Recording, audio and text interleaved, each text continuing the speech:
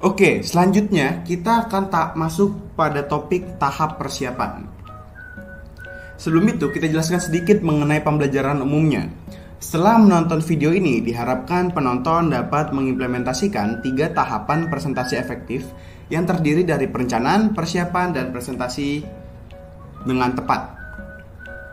Lalu, tujuan khususnya ialah setelah menonton ini diharapkan dapat menyusun perencanaan presentasi dengan tepat, mengidentifikasi persiapan apa saja yang harus dilakukan untuk presentasi yang tepat. Lalu terakhir melakukan presentasi akhir dengan tepat.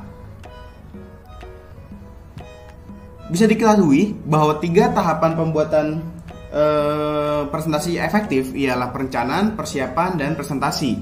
Nah, tahap kali ini kita akan berfokus pada tahap persiapan. Tahap persiapan adalah tahap awal dan sangat penting untuk menyampaikan materi di depan audiens. Persiapan ini bertujuan agar pesan yang disampaikan dapat diterima dengan baik, presentasi berjalan lancar, dan penyampaian materi terasa profesional serta menarik.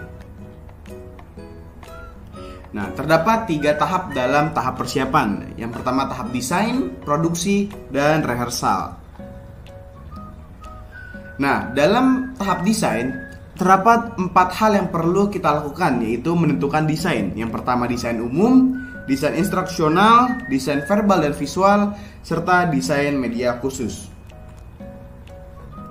Pada desain umum, ciri-cirinya ialah menyederhanakan informasi kompleks menjadi unit-unit kecil, memberikan daya tarik struktural, mengacu pada kebutuhan dan karakteristik audiens, dan memperhatikan alur dan kesinambungan antar bagian presentasi.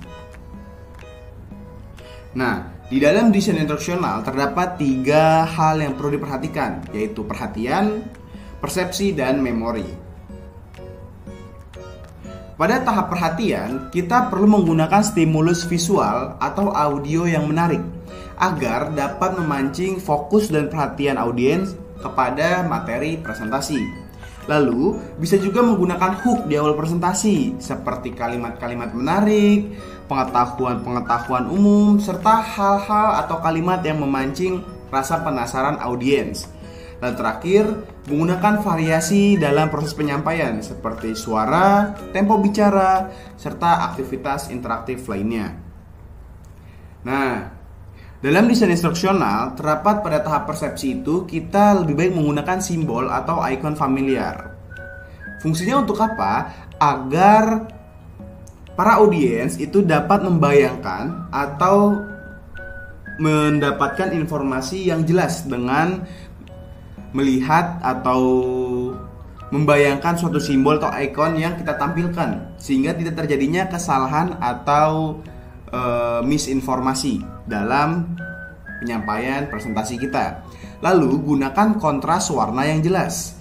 Ini berguna untuk apa? Agar tetap terfokus pada materi yang kita sampaikan di dalam presentasi. Apabila warnanya tidak kontras dan warnanya itu bercampur, itu tidak akan efektif karena akan memecah fokus para audiens dalam melihat presentasi yang sedang kita lakukan.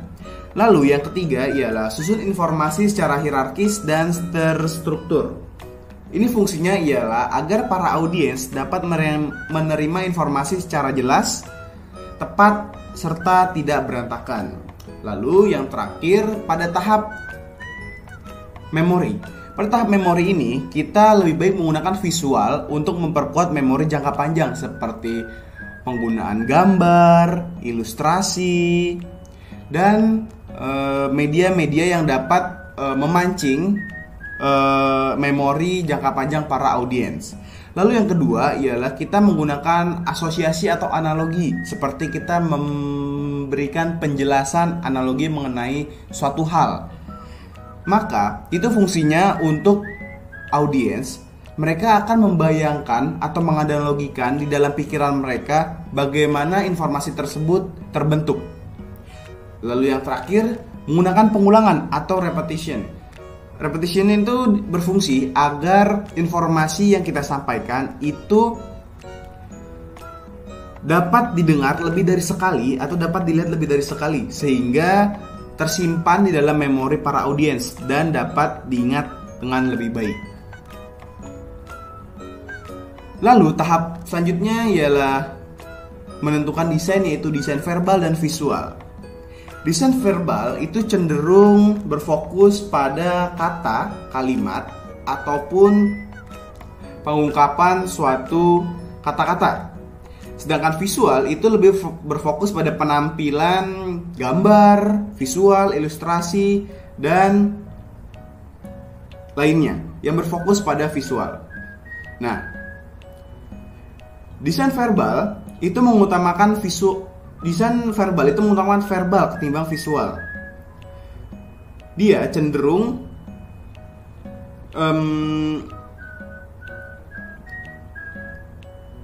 berfokus pada pemberian kalimat singkat dan padat. Sedangkan visual itu lebih berfokus pada pemberian gambar, visual, ilustrasi, tanpa berfokus pada suatu penjelasan atau kata-kata.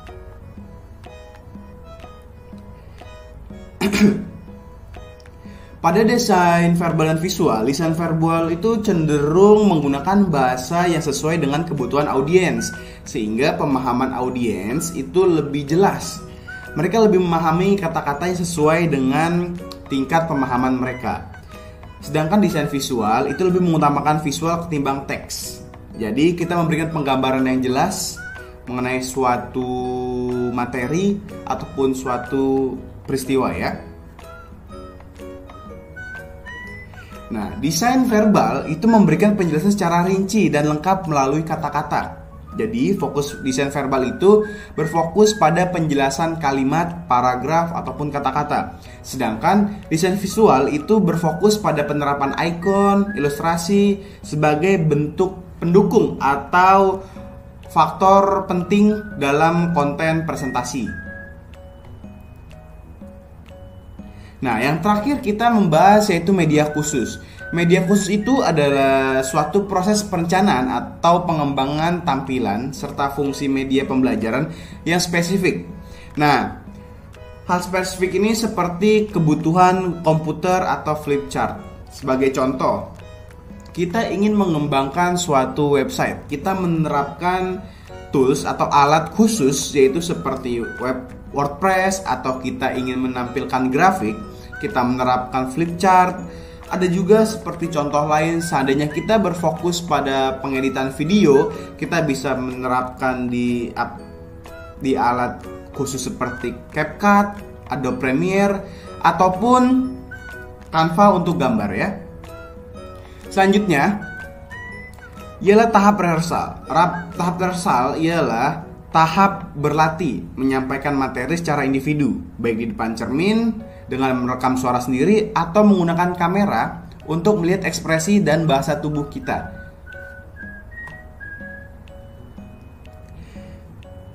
Tahap rehearsal itu terdapat dua, ya.